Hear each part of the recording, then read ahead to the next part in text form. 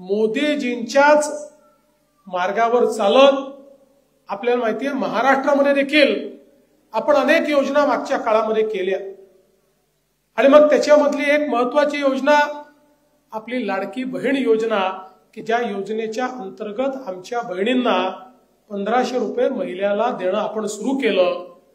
अनेक लोकांना वाटायचं निवडणुकीपुरतं हे भाऊ पैसे देणार आहेत आणि निवडणूक झाली की सावत्र भावासारखे पैसे बंद करणार आहे।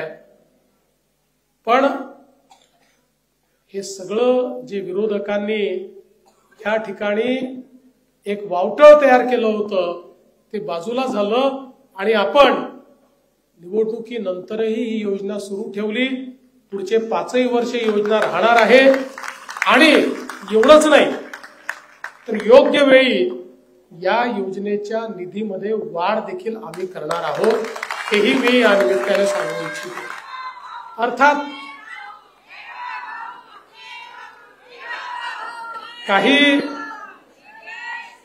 काही लोकांनी थोडा याचा दुरुपयोगही केला। काही इतके हुशार भाऊ निघाले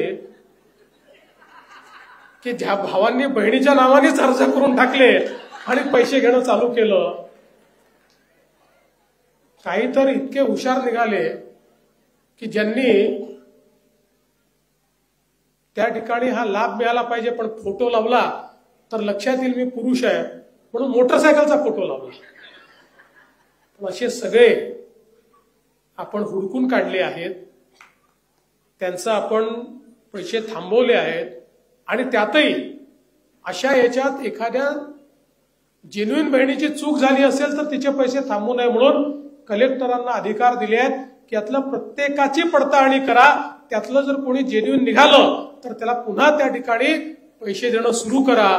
कारण कुठल्याही एलिजिबल बहिणीला आपल्याला वंचित ठेवायचं नाहीये।